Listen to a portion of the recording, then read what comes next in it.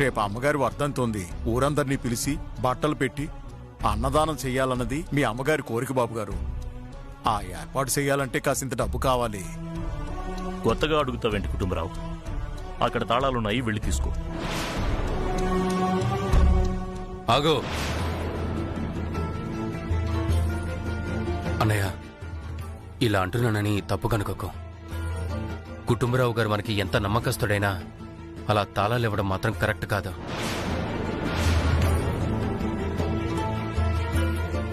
తమ్ముడు, నువ్వు చిన్నప్పటి నుంచి ముంబైలో చదువుకున్నావు కాబట్టి నీకిక్కడ విషయాలు సరిగ్గా తెలియదు.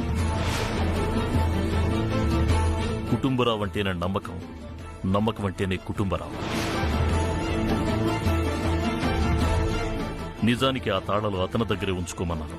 అంత పెద్ద బాధ్యతను నేను మోయలేని జమీందారు గారు అని అతనే ఆ తాళాలు నా చేతిలో పెట్టాడు. ఇది అతని విశ్వాసం. అతని స్థానంలో మరొకరుండుంటే డబ్బు కావాలి అని అడిగేవారే కాదు, డబ్బు తీసుకున్నామని చెప్పుండేవారు. అది కాదన్నయ్య, మీరు అన్నదానిలో నిజం ఉంది చిన్నబాబు గారు. ఎంత నమ్మకస్తులైనా మేమిక్కడ పనివాళ్ళం. నా స్థాయి ఏంటో నాకు బాగా తెలుసు. మీ చేత్తో మీరే తీసేవ్వండి. అలాగే. ఒక్క నిమిషం అన్నయ్య.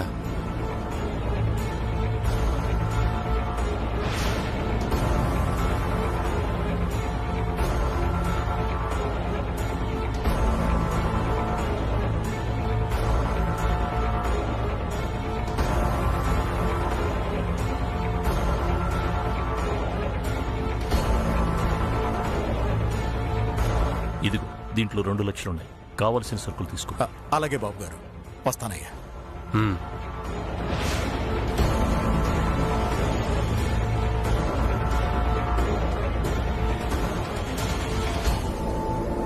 వీరనారాయణ, కుటుంబరావు విశ్వాసాన్ని అవమానించావుగా, అందుకే నీకు చిన్న పరీక్ష పెట్టాను.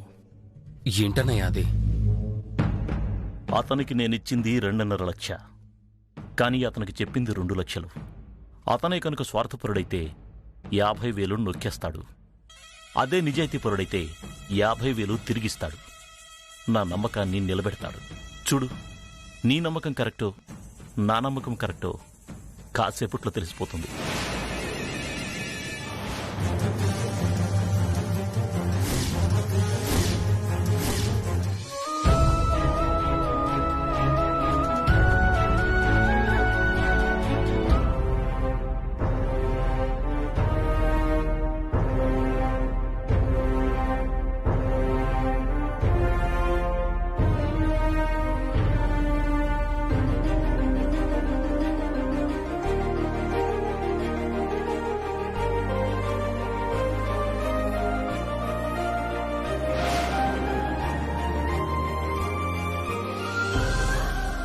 ఈ బ్యాగులన్నీ ఏంటి నాన్న?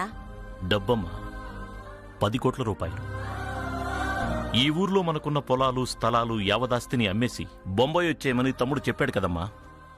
వాడి మాట కాదనడం ఎందుకని ఆస్తులన్నీ అమ్మేశానమ్మా.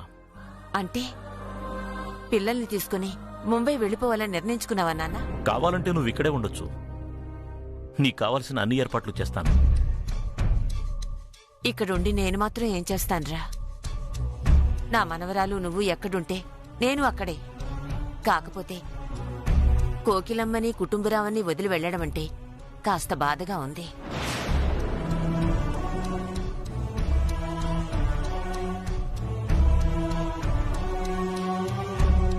ఇదిగో కుటుంబరావు, ఎన్నో ఏళ్లుగా నువ్వు మా కుటుంబాన్ని నమ్ముకుని ఉన్నావు. నీ నమ్మకానికి నేనిస్తున్న ప్రతిఫలం అనుకుంటావు, లేదా జమీందారు గారి దగ్గర సేవ చేసినందుకు ఖరీదు కట్టాననుకుంటావో నీ ఇష్టం. కానీ నీకు సాయం చేయాలనుకుంటున్నాను, చేస్తున్నాను, అంతే. ఏటి బాబు ఇదంతా? చెప్పాడు కదా సాయమని. మీకు పిల్లలు ఉన్నారు కదా, తీసుకోండి.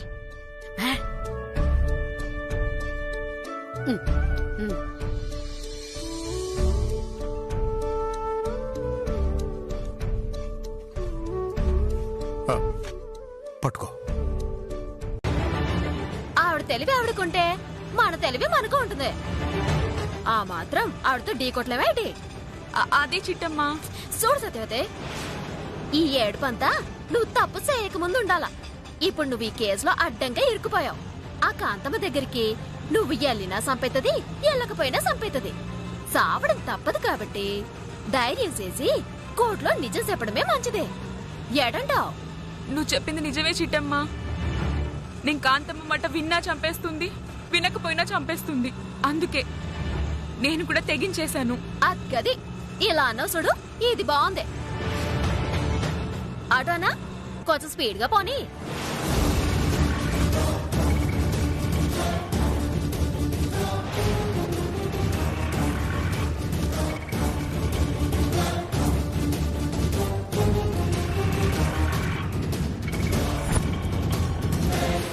రేయ్ పులి, అమ్మా చిట్టెమ్మ వచ్చేసిందిరా.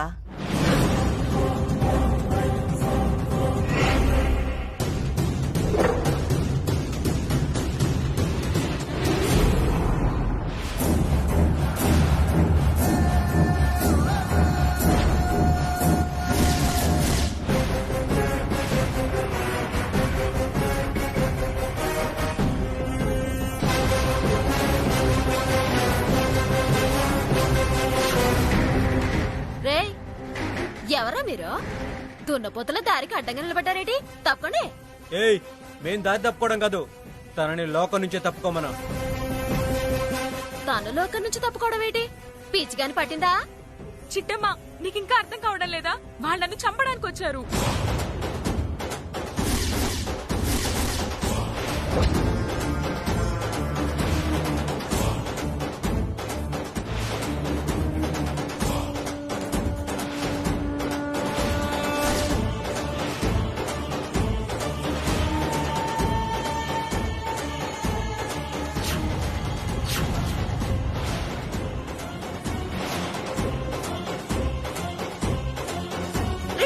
సత్యవతి, నువ్వు వెళ్ళిపో.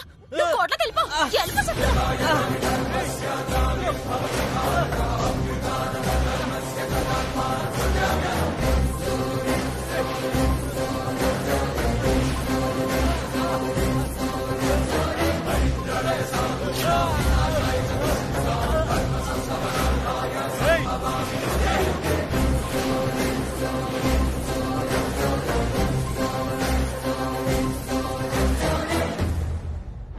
ఏ నీలో అమ్మా, అది ఆడది కాదే, ఆడ రాక్షసి. చూడు, ఇద్దరు మగాళ్ళని ఎలా కొట్టేసిందో.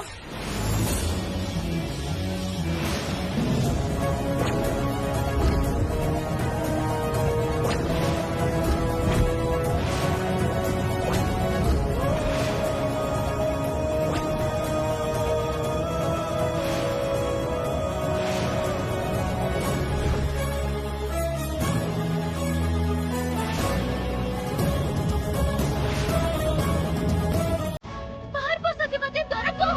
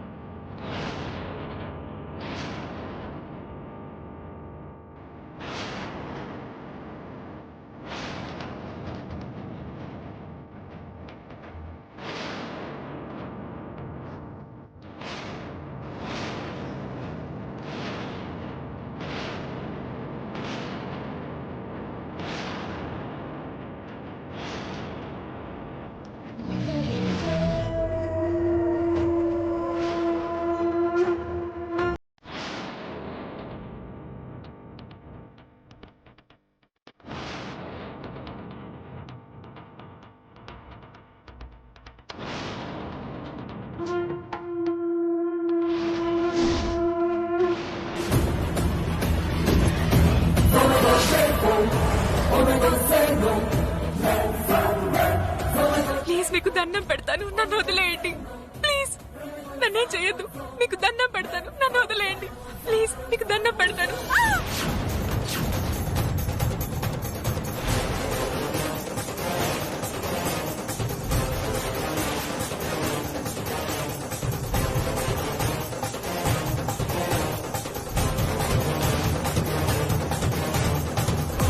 ఆ సత్యవతి నిజాల్ని దాచేసి మా అన్నయ్యని నేరస్తుడిగా నిరూపించాలనుకుంది. ఇదండి జరిగింది.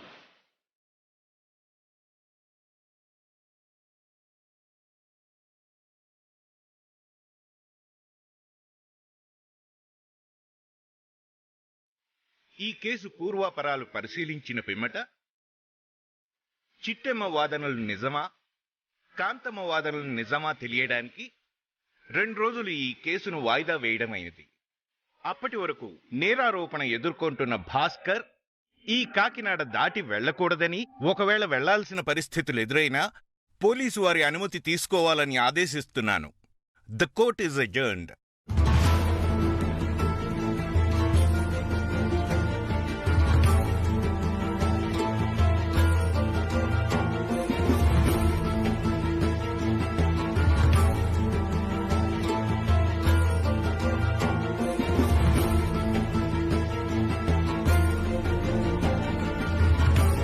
లాయర్ గారు, తీర్పు మనకు అనుకూలంగా వస్తుందంటారా? చూడమ్మా, ఆ సత్యవతిని మర్డర్ చేసింది కాంతమ్మ అని తేలితే తప్ప ఈ కేసు నుంచి బయటపడలేం.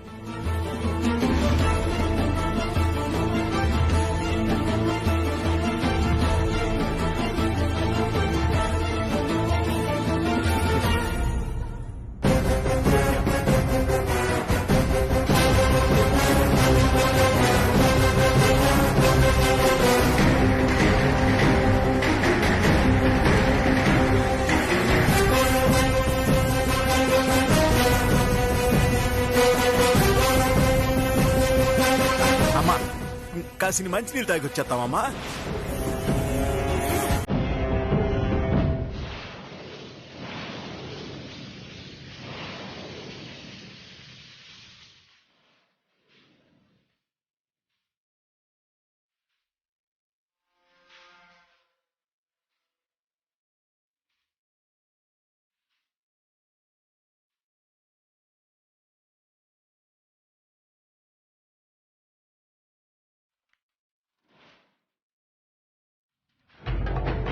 పాపం, నిన్ను చూస్తుంటే జాలేస్తుంది చిట్టెమ్మ. ఇదే కోర్టు ముందు తొడగొట్టి మమ్మల్ని పడగొట్టేస్తానని శపథాలు చేసి మరీ లోపలికెళ్ళావు. ఏమైంది? జడ్జి గారు చి తూ పో అనేసరికి సిగ్గుతో చావాలనిపిస్తుందా? అవమానానికి ఆత్మహత్య చేసుకోవాలనిపిస్తుందా? ఏ తప్పు చేయని మేమే సిగ్గుతో సావాలనుకుంటే ఇప్పటికి 1000 తప్పులు చేసిన నువ్వు ఎన్నిసార్లు సావాలనుకోవాలి కాంతమ్మా? ఆ రోజు పార్టీ ఆఫీస్ లో నువ్వు చేసిన ఏదో పని అందరికీ తెలిసేలా చేశాను. అందరి ముందు నీ పరువు తీశాను.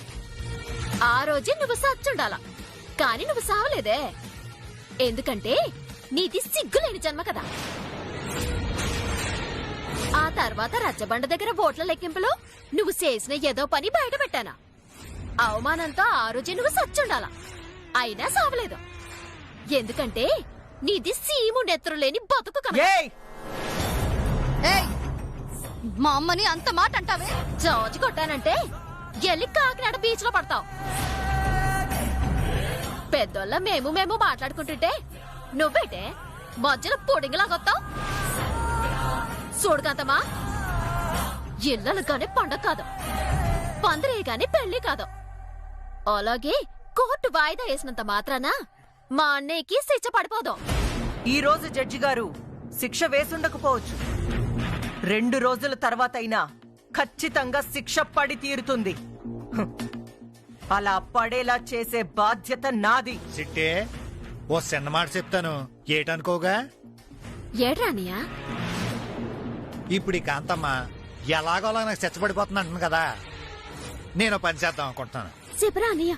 ఎలాగో సత్యవతిని చంపానని ఆ కాంతమే సాక్ష్యం చెప్పుద్ది కదా. పనిలో పనిగా ఈ కాంతమ్మను కూడా లేపేసామనుకో, మన పట్టి దరిద్రం వదిలిపోద్ది. ఎన్ని హత్యలు చేసినా అదే శిక్ష కాబట్టి నేను చక్కగా జైల్లో కూర్చుంటాను. ఏంటంటావు? ఏంట్రా, నన్ను చంపేస్తావా? యా, డౌటా? నేను గనక జైలుకి వెళ్లే పరిస్థితి వచ్చిందనుకో, నేరం చేయకుండా వెళ్ళను, ఖచ్చితంగా నేరం చేసి వెళ్తాను. ఆ నేరం ఏంటో తెలుసా? నీ మట్రింగో. అయినా దీంతో సొల్లు మాటలు మనకేంటి, పదా వెళ్దాం. ఏ చిట్టమ్మ, చిట్టమ్మా, చిట్టమ్మా, చిట్టమ్మా. బాబు పర్లేదండి. చిట్టమ్మంటే పిలుస్తారా? ఏయ్, నీ పేరు కోకిలమ్మైనంత మాత్రాన నీదేమన్నా కోకిల గొంతు అనుకున్నావా ఏంటి? బే బే అంటే సిట్టమ్మ రావడానికి నేను పిలుస్తానుండో. సిట్టమ్మా, సిట్టమ్మా.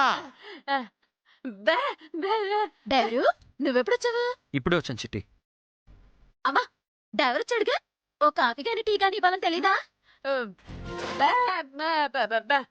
ఏటి బాబా ఎల్లు అడుగు చీపో.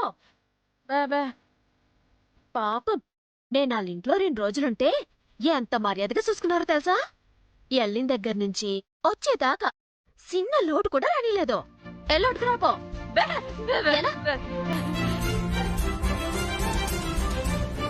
చెప్పుడెవరు ఏటిలా వచ్చావా? ఇంకేముంది, నేను జైలుకి వెళ్ళే లోపు మీ ఇద్దరు పిలిచేస్తానన్నా ఆ విషయం మాట్లాడడానికి వచ్చి ఉంటాడు. అంతే కదా బావా? లేదు బావా, మీరు కేసులో ఓడిపోయారని తెలిసింది. ఎలాగైనా సరే ఈ కేసులో మిమ్మల్ని గెలిపించాలని వచ్చాను. ఏటి నువ్వు గెలిపిస్తావా?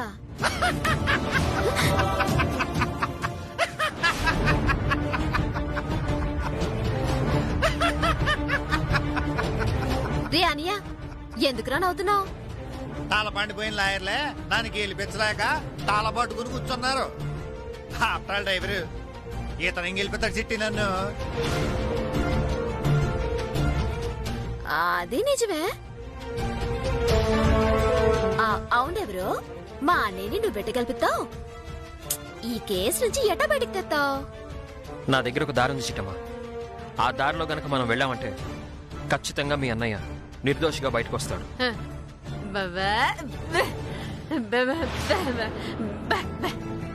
పర్లేదండి. చెప్తాడు ఉండవే. ఇందా కాఫీ తాగనే. నువ్వు కాఫీ తాగు బాబు, తాగు. రా బాబు, రా.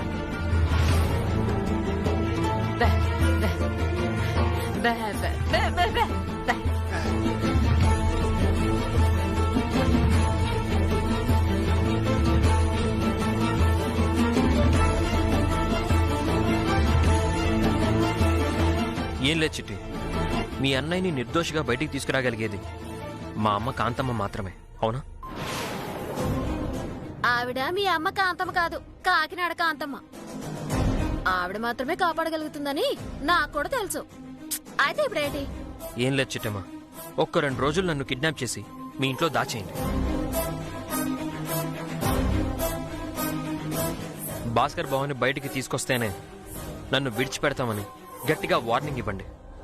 దాంతో మా అమ్మ కాంతమ్మ చచ్చినట్టు భాస్కర్ని నిర్దోషిగా విడుదల చేయిస్తుంది.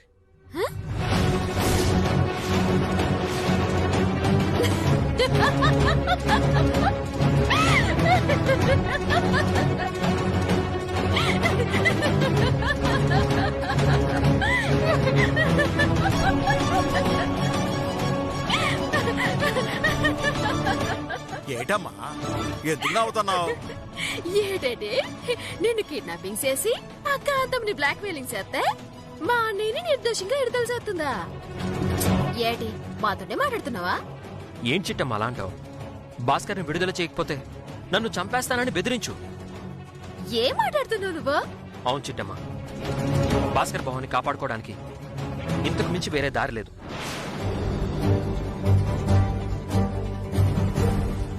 నన్ను కిడ్నాప్ చేశానని ఒక్కసారి కాంతమ్మకు ఫోన్ చేయి. ఆ తర్వాత జరిగే పరిణామాలేంటో నీకే అర్థం అవుతాయి. చాలే, నువ్వేమైనా ఆవిడ గారి సొంత కొడుకు ఏంటి? నిన్ను కిడ్నాపింగ్ చేసి మా అన్నయ్య నిర్దల చేయకపోతే సంపేస్తామని చెప్పగాని గంగిరెద్దులాగా తలూపి చెప్పింది చేయటానికే నువ్వు ఆ ఇంటి డ్రైవర్వి. కిడ్నాపింగ్ చేసావంటే చేస్తే చేసుకో అంటుంది తప్ప నీకోసం మా అన్నయ్యని ఎందుకు నిర్దల చేస్తుంది? నేను డ్రైవర్ని కాదు, కాంతమ్మ గారి సొంత కొడుకునని చెప్పలేను. భాస్కర్ బావని కాపాడుకోవాలంటే చెప్పకుండా ఉండలేను. ఏం చేయాలో అర్థం కాని పరిస్థితి. రే రవిచంద్ర, ఇలా ఇరుక్కుపోయావేంట్రా?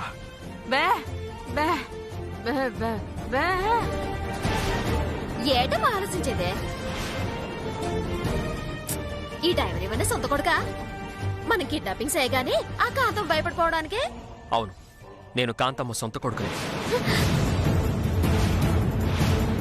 ఇదానివమ్మా చూడబోతే పబ్లిసిటీలో కార్పొరేటర్ గా కాదు ఎమ్మెల్యే సీట్ కొట్టేసేలా ఉన్నావు. మీ నోటి పుణ్యమా అని ఎమ్మెల్యే సీటు దాకా వెళ్తే అంతకన్నా కావాల్సింది ఇంకే ఉంటుంది.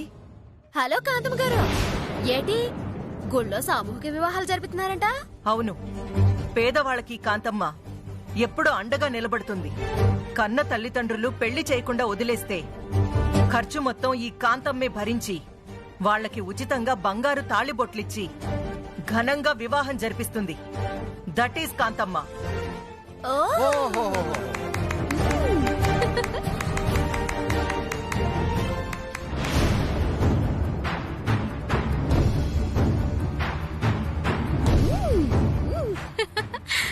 ఏది ఏమైనా మీరు చాలా గొప్పలండి. అవసరమైతే పానాలు తీయగలరు, లేదా ఇలా ఉచితంగా పెళ్లిళ్ళు చేయగలరు. ఏం మాట్లాడుతున్నావు? ప్రాణాలు తీయడమేంటి? అంటే నా ఉద్దేశం, తప్పుడు ఎదవలున్నా దుర్మార్గులున్నా వాళ్ళని అంతం చేయగలరు, ఇట్లాంటి అమాయకులకి పెళ్లిళ్ళు చేసి శభాషని మెప్పులు పొందగలరు. ఆ ఉద్దేశంతో అన్నానండి. ఓ అలాగన్నావా? అవును, మరి మీరేమనుకుంటున్నారండి? నేనేమనుకుంటాను?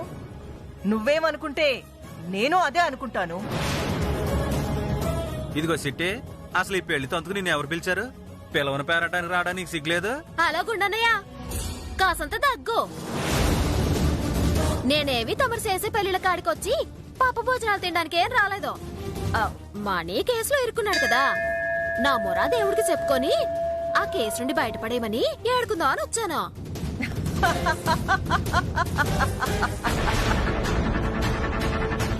ఏంటి, మీ అన్నయ్య ఈ హత్య కేసు నుంచి బయటపడతాడా? వీడిలాంటి హంతకుడికి ఆ దేవుడు సహాయం చేసి నిర్దోషిగా బయటికి తీసుకొస్తాడా? ఇదిగోండి కాంతమ్మ గారు, నేరస్తులు హంతకులని మీరు అనుకోవడం కాదు, ఆ దేవుడు అనుకోవాలి. ఆ దేవుడు అనుకుంటే నన్ను భూమి మీద ఎవడో కాపాడలేడండి.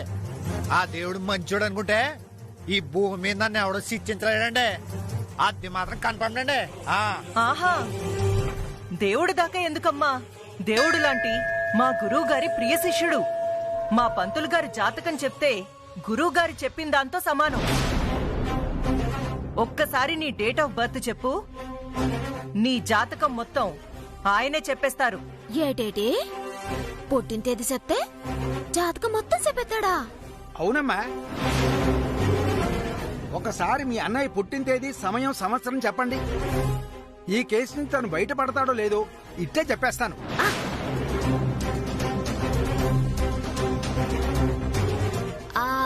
1996 జూన్ 1 ఉదయం 8 గంటలకు పుట్టాడు.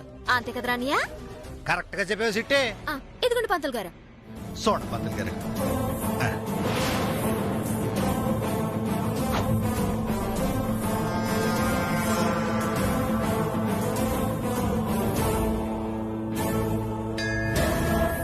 ఇతంది వృశ్చిక రాశి అమ్మా.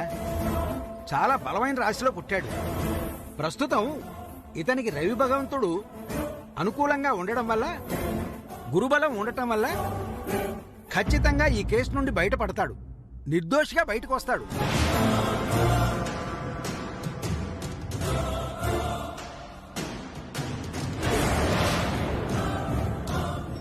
అంతేకాదమ్మా, సరిగ్గా ఈ రోజు సూర్యాస్తమయం అయ్యేలోపు ఇతనికి వివాహం కూడా జరుగుతుంది.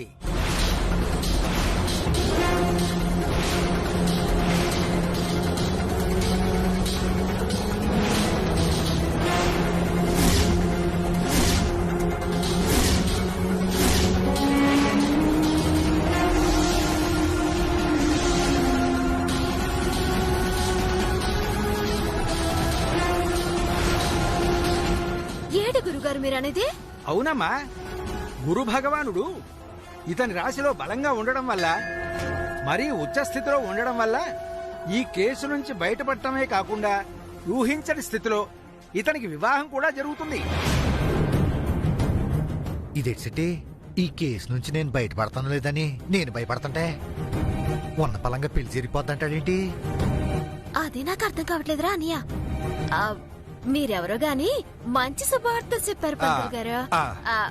వస్తామా? వస్తామండి. వెళ్ళొస్తానండి. వదరా అన్నయ్య.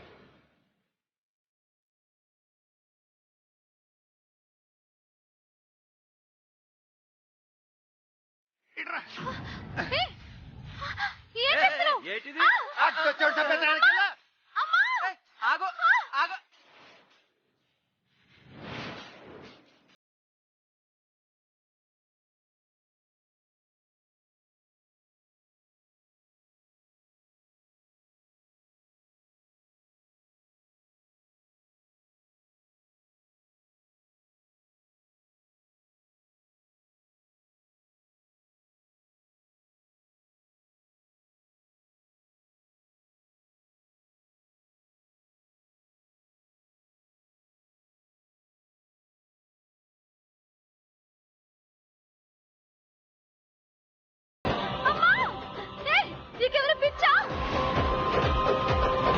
అని ఏం చేస్తున్నావురా? అని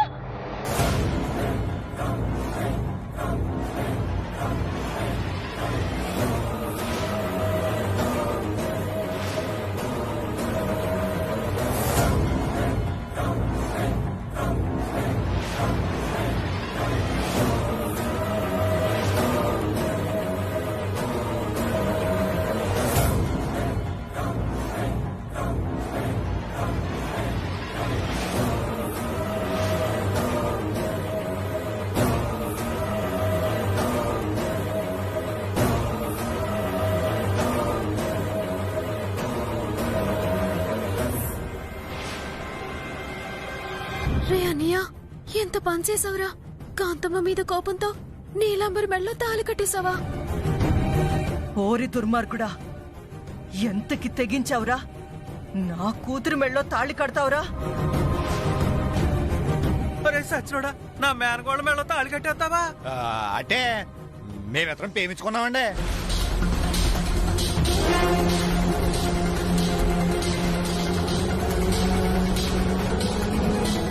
మీ అమ్మాయి మీ ముందు చెప్పడానికి భయపడుతుందండి.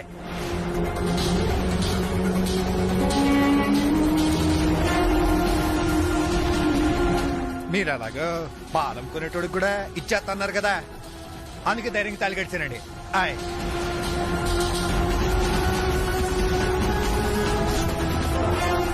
మీకు కూతురుంది కదా, ఆవిడ గారికి పాలు అమ్ముకునే వాడుకో పేపర్ వేసే వాడుకో ఇచ్చి పెళ్లి చేయమంటే చేస్తారా? ఖచ్చితంగా చేస్తాను.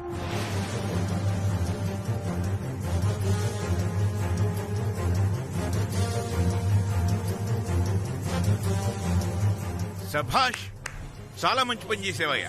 ప్రేమించిన వాళ్ళకి ఇంత ధైర్యం ఉంటే ప్రేమికులు ఆత్మహత్యలే ఉండవయ్యా.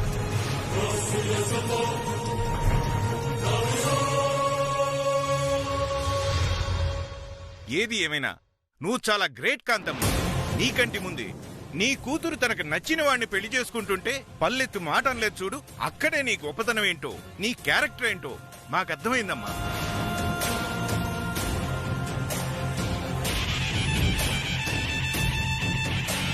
కాంతమ్మ జిందాబాద్, కాంతమ్మ జిందాబాద్, కాంతమ్మ జిందాబాద్, కాంతమ్మ జిందాబాద్, కాంతమ్మ జిందాబాద్, కాంతమ్మ జిందాబాద్, కాంతమ్మ జిందాబాద్, కాంతమ్మ జిందాబాద్, కాంతమ్మ జిందాబాద్. అది కాదండి. అబ్బబ్బబ్బబ్బబ్బ! మీరు నిజంగా దేవత కాంతమ్మ గారు. మీ గురించి నలుగురు నానా రకాలుగా మాట్లాడుకుంటుంటే నిజంగా మీరు దుర్మార్గులు అనుకున్నానండి.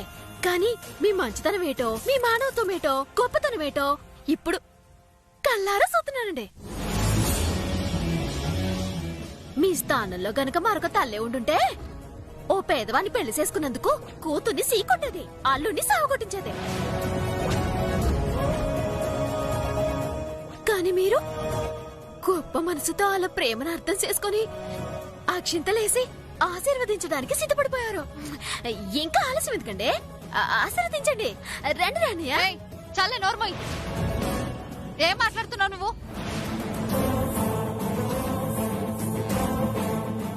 జరిగిన పని ఎలాగో జరిగిపోయింది. ఇంకా ఎందుకు కంగారు పడతావు? ఈ పెళ్లికి నేను కాదంటే కదా. అమ్మా అవునమ్మా, నువ్వు భాస్కర్ని ఇష్టపడ్డావని, అతన్ని పెళ్లి చేసుకుంటానని నాతో ఒక్క మాట చెప్పుంటే నేనే స్వయంగా నీకు పెళ్లి చేసేదాన్ని.